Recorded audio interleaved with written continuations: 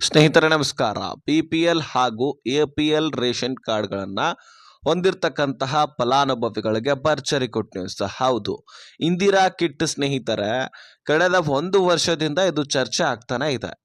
ಹೌದು, ನಿಮಗೆ ಹೋದ ವರ್ಷದಲ್ಲಿ ಕೂಡ ಬದಲಾವಣೆಗಳಾಗ್ತವು. ನಿಮಗೆ ಜ್ಞಾಪಕ ಇರಬಹುದು, ಫೆಬ್ರವರಿ ಮತ್ತು ಮಾರ್ಚ್ ತಿಂಗಳಲ್ಲಿ. ಹೌದು, 2025 ಫೆಬ್ರವರಿ ಮತ್ತು ಮಾರ್ಚ್ ತಿಂಗಳಲ್ಲಿ ಹಣಕ್ಕಿಂತ ಮುಂಚಿತವಾಗಿ ನಿಮಗೆ ದುಡ್ಡನ್ನು ಕೊಡ್ತಾ ಇದ್ರು, ಆ ತಿಂಗಳಕ್ಕಿಂತ ಮುಂಚಿತವಾಗಿ.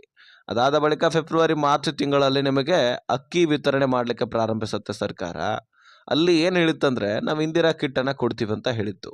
ಯಾವಾಗ ಕೇಂದ್ರ ಸರ್ಕಾರದ ಬಳಿ ಅಕ್ಕಿ ದಾಸ್ತಾನು ಇದೆ ಅಂತ ಅನೌನ್ಸ್ ಮಾಡುತ್ತೋ, ಯಾವ ರಾಜ್ಯದವರು ಬೇಕಾದರೂ ಕೂಡ ತೆಗೆದುಕೊಳ್ಳಬಹುದು ಅಂತ ಹೇಳುತ್ತೋ, ಆ ಸಂದರ್ಭದಲ್ಲಿ ಈ ನಿರ್ಧಾರವನ್ನ ಕೈ ಚೆಲ್ಲಿ ಮತ್ತೆ ಅಕ್ಕಿಯನ್ನ ಖರೀದಿ ಮಾಡಿಕೊಂಡು ನಿಮ್ಮೆಲ್ಲರಿಗೂ ಕೂಡ ಅಕ್ಕಿ ವಿತರಣೆ ಮಾಡ್ತಾ ಇದೆ.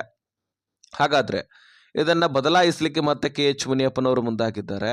ಹಾಗಾದ್ರೆ ಏನಿದು ವಿಷಯ? ಇಂದಿರಾ ಕಿಟ್ ಯಾವಾಗಿನಿಂದ ಪ್ರಾರಂಭವಾಗುತ್ತೆ? ಇದಕ್ಕೋಸ್ಕರ ನಾವೇನಾದ್ರೂ ಡಾಕ್ಯುಮೆಂಟ್ಸ್ಗಳನ್ನು ಕೊಡಬೇಕಾ?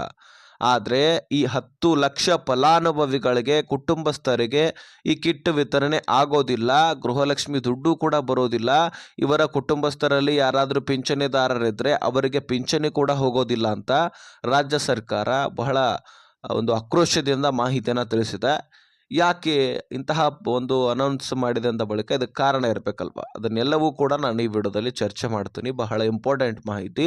ರಾಜ್ಯದ ಎಲ್ಲ ರೇಷನ್ಸ್ ಕಾರ್ಡ್ದಾರರು, ಕುಟುಂಬಸ್ಥರು ಈ ವಿಡಿಯೋನ ಆದಷ್ಟು ಕೊನೆವರೆಗೂ ವಾಚ್ ಮಾಡಿ. ಸಬ್ಸ್ಕ್ರೈಬ್ ಮಾಡಿಲ್ಲ ಅಂದರೆ ಸಬ್ಸ್ಕ್ರೈಬ್ ಮಾಡಿಕೊಂಡು ಬೆಲ್ ಐಕಾನ್ ಒತ್ತಿ. ಸ್ನೇಹಿತರೆ, ಈ BPL ಹಾಗೂ APL ರೇಷನ್ ಕಾರ್ಡ್ ಇದ್ದಂಥವರಿಗೆ ಈ ಇಂದಿರಾ ಕಿಟ್ ಅನ್ನ ವಿತರಣೆ ಮಾಡಲಾಗ್ತಾ ಇದೆ. ಹೌದು, ಇದು ಅತಿ ಶೀಘ್ರದಲ್ಲಿ ಎನ್ನುವಂತಹ ಮಾಹಿತಿ ಕೂಡ KH ಮುನಿಯಪ್ಪನವರು ಕೊಟ್ಟಿದ್ರು.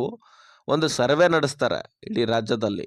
93% ಮಹಿಳೆಯರು ಏನು ಕೇಳ್ತಾರಂದ್ರೆ, ನಮಗೆ ಅಕ್ಕಿ ಬೇಡ, ದುಡ್ಡು ಬೇಡ, ನಮಗೇನಾದರೂ ಕಿಟ್ಗಳ ವಿತರಣೆ ಮಾಡಿ, ವಸ್ತುಗಳನ್ನು ವಿತರಣೆ ಮಾಡಿ ಅನ್ನುವಂಥದ್ದನ್ನು ಕೇಳ್ತಾರಂತೆ ಸರ್ವೆಯಲ್ಲಿ.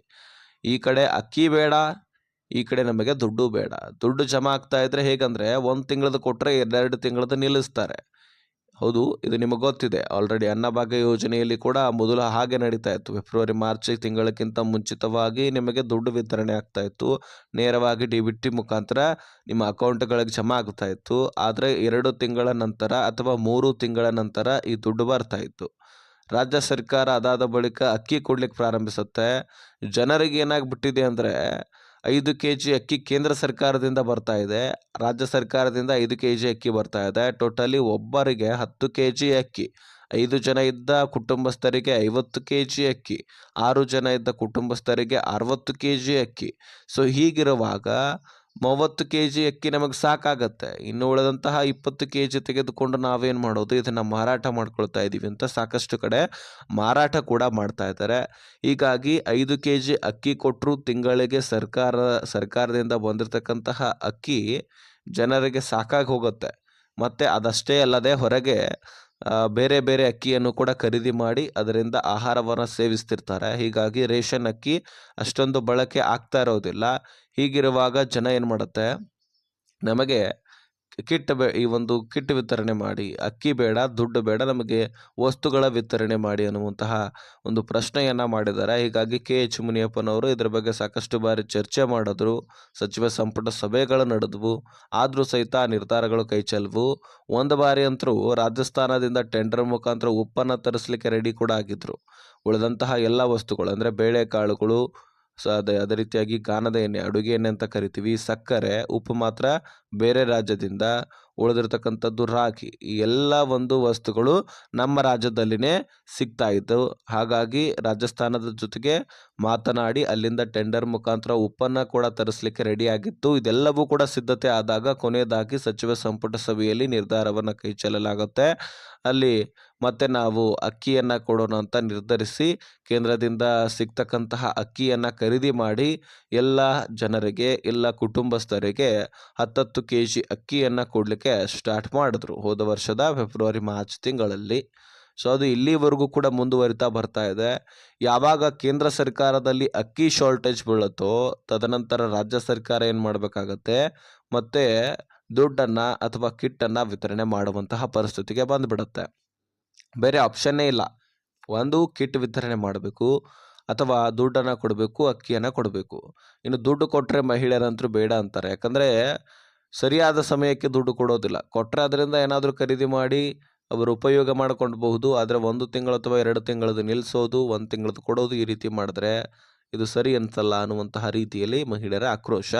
ಇನ್ನು ಇಂದಿರಾ ಕಿಟ್ ಅತಿ ಶೀಘ್ರದಲ್ಲಿನೇ ವಿತರಣೆ ಆಗಲಿದೆ ಅಂತೆ. ಯಾಕಂದರೆ ಕೇಂದ್ರದ ಬಳಿ ಅಕ್ಕಿ ಎಷ್ಟಂತ ದಾಸ್ತಾನು ಇರುತ್ತೆ, ಶಾರ್ಟೇಜ್ ಬೀಳಲೇಬೇಕಲ್ವ. ಹೀಗಾಗಿ ಅವರು ಒಂದು 2 ವರ್ಷದವರೆಗೆ ನಾವು ಮಾತ್ರ ಕೊಡುವಂತಹ ಸಾಧ್ಯತೆ ಅನ್ನುವಂಥದ್ದನ್ನು ಮೊದಲೇ ಹೇಳಿದ್ರಂತೆ.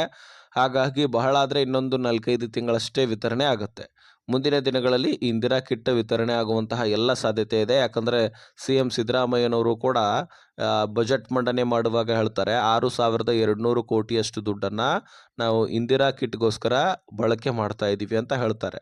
ಅನ್ನಭಾಗ್ಯ ಅಂತ ಹೇಳೋದಿಲ್ಲ, ಇಂದಿರಾ ಕಿಟ್ ಅಂತಾನೆ ಹೇಳ್ತಾರೆ. ಹೀಗಾಗಿ ಮುಂದಿನ ದಿನಗಳಲ್ಲಿ ನೀವು ಈ ಕಿಟ್ಟನ್ನು ಪಡ್ಕೊಳ್ಳುವಂತಹ ಎಲ್ಲ ಸಾಧ್ಯತೆಗಳು ಇದ್ದಾವೆ. ಸೊ ಅತಿ ಶೀಘ್ರದಲ್ಲಿ ನಿಮಗೆ ಒಂದು ಭರ್ಜರಿ ಗುಡ್ ನ್ಯೂಸ್ ಸಿಗುತ್ತೆ ಎನ್ನುವಂತಹ ಮಾಹಿತಿಯನ್ನು ಇಲ್ಲಿ KH ಮುನಿಯಪ್ಪನವರು ಕೊಟ್ಟಿದ್ದಾರೆ ಸ್ನೇಹಿತರೆ. ಅಲ್ಲಿವರೆಗೂ ಅಕ್ಕಿಯನ್ನೇ ನಿಮಗೆ ಸಿಗುತ್ತೆ. ಅದಾದ ಬಳಿಕ ಕಿಟ್ಗಳ ವಿತರಣೆ ಆಗುತ್ತೆ. ಕಾಯ್ದು ನೋಡೋಣ. ಇನ್ನು ಸ್ನೇಹಿತರೆ, ಈ 10 ಲಕ್ಷ ಕುಟುಂಬಸ್ಥರಿಗೆ ಕಿಟ್ಗಳ ವಿತರಣೆ ಆಗೋದಿಲ್ಲ. ಹೌದು, ಅದಷ್ಟೇ ಅಲ್ಲದೆ ದುಡ್ಡು ಕೂಡ ಸಿಗೋದಿಲ್ಲ, ಪಿಂಚಣಿ ಹಣ ಕೂಡ ಸಿಗೋದಿಲ್ಲ ಕುಟುಂಬಸ್ಥರಿಗೆ.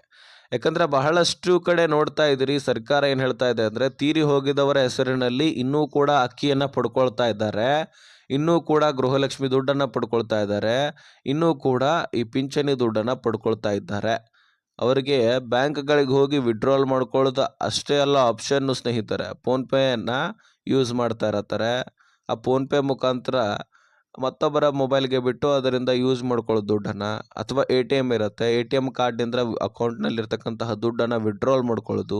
ಆ ಮನುಷ್ಯನೇ ಇರೋದಿಲ್ಲ, ಸರ್ಕಾರದ ದುಡ್ಡನ್ನು ಪಡ್ಕೊಳ್ತಾ ಇರ್ತಾರೆ. ಮರಣ ಪ್ರಮಾಣ ಪತ್ರ ತೆಗೆಸಿದ್ದೇ ಆದರೆ ಸರ್ಕಾರಕ್ಕೆ ಇನ್ಫಾರ್ಮೇಷನ್ ಆಗುತ್ತೆ, ಆಟೋಮೆಟಿಕ್ ಆಗಿ ಅವರಿಗೆ ಸಿಗ್ತಕ್ಕಂತಹ ಲಾಭಗಳು, ಯೋಜನೆಗಳು ನಿಂತು ಹೋಗುತ್ತೆ. ಇದು ಒಂದು ಸರ್ಕಾರಕ್ಕೆ ಸರಿಯಾದ ವಿಷಯ.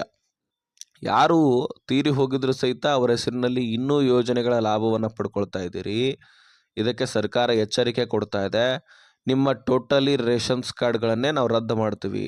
ಅವರ ಹೆಸರು ಅಷ್ಟೇ ಅಲ್ಲ, ನಿಮ್ಮೆಲ್ಲರ ಒಂದು ರೇಷನ್ ಕಾರ್ಡನ್ನು, ನಿಮ್ಮ ಕುಟುಂಬಸ್ಥರ ರೇಷನ್ ಕಾರ್ಡನ್ನು ರದ್ದು ಮಾಡ್ತೀವಿ. ತದನಂತರ ನಿಮಗೆ ದುಡ್ಡು ಅಷ್ಟೇ ಅಲ್ಲ, ಅಕ್ಕಿಯೂ ಕೂಡ ಸಿಗೋದಿಲ್ಲ, ಯಾರಿಗೂ ಕೂಡ ಸಿಗೋದಿಲ್ಲ ಅನ್ನುವಂತಹ ಒಂದು ಇನ್ಫಾರ್ಮೇಷನನ್ನು ಇಲ್ಲಿ ರಾಜ್ಯ ಸರ್ಕಾರ ಕೊಡ್ತಾ ಇದೆ. ಹಾಗಾದರೆ ನಿಮ್ಮ ಮನೆಯ ಪಕ್ಕದಲ್ಲಿ ಅಥವಾ ನಿಮ್ಮ ಮನೆಯಲ್ಲಿ ಈ ರೀತಿ ಆಗಿದ್ರೆ ಮರಣ ಪ್ರಮಾಣ ಪತ್ರವನ್ನು ತೆಗೆಸಿ, ತದನಂತರ ಯೋಜನೆ ಲಾಭ ಬಂದಾಗತ್ತೆ. ಇಲ್ಲ ಅಂದರೆ ಸರ್ಕಾರ ಟೋಟಲಿ ರೇಷನ್ ಕಾರ್ಡನ್ನು ರದ್ದು ಮಾಡತ್ತಂತೆ. ಸೊ ಹಾಗಾಗಿ ಇದು ಎಚ್ಚರಿಕೆಯನ್ನು ಕೊಟ್ಟಿದೆ. ಇದು ಸುಮಾರು 10ರಿಂದ 12 ಲಕ್ಷ ಕುಟುಂಬಸ್ಥರಲ್ಲಿ ನಡೀತಾ ಇದೆ ಅಂತೆ. ಹೌದು, ಬರೀ ಒಂದು ಅನ್ನಭಾಗ್ಯ ಯೋಜನೆ ಎಲ್ಲ, ಪಿಂಚಣಿ ಹಾಗೂ ಗೃಹಲಕ್ಷ್ಮಿ ಯೋಜನೆ ಸೇರಿಸಿದಂತೆ ಈ ಒಂದು ಲಿಸ್ಟ್ ಆಗಿದೆ. ಸೊ ಯಾರ್ಯಾರ್ದು ಈ ರೀತಿ ಆಗಿದೆ ಸರಿಪಡಿಸ್ಕೊಳ್ಳಿ, ಅಥವಾ ಮುಖ್ಯಸ್ಥೆಯ ಜಾಗದಲ್ಲಿ ಇನ್ನೊಬ್ಬರ ಹೆಸರನ್ನು ಸೇರ್ಪಡೆ ಮಾಡ್ಕೊಳ್ಳಿ, ಗೃಹಲಕ್ಷ್ಮಿ ಮತ್ತೆ ದುಡ್ಡು ಜಮಾ ಆಗುತ್ತೆ. ಇದೊಂದು ಆಪ್ಷನ್ ಇದೆ ನೋಡಿ. ಸೊ ಏನೇ ಕ್ವಶನ್ಸ್ ಇದ್ರೂ ಡಿಸ್ಕ್ರಿಪ್ಷನಲ್ಲಿ ಇನ್ಸ್ಟಾಗ್ರಾಮ್ ಲಿಂಕ್ ಇರುತ್ತೆ, ಅಲ್ಲಿಂದ ಮೆಸೇಜ್ ಮಾಡಿ. ಈ ವಿಷಯವನ್ನು ಅರ್ಥ ಆಗಿದೆ ಅಂತ ಅಂದ್ಕೊಳ್ತೀನಿ. ವಿಡಿಯೋ ನೋಡೋದಕ್ಕೆ ಧನ್ಯವಾದ. ಹಾಗೆ ಸಬ್ಸ್ಕ್ರೈಬ್ ಮಾಡ್ಕೊಳ್ಳಿ. ಈ ವಿಷಯವನ್ನು ಎಲ್ಲ ರೇಷನ್ ಕಾರ್ಡ್ ಇದ್ದಂಥವ್ರಿಗೆ ಶೇರ್ ಮಾಡಿ.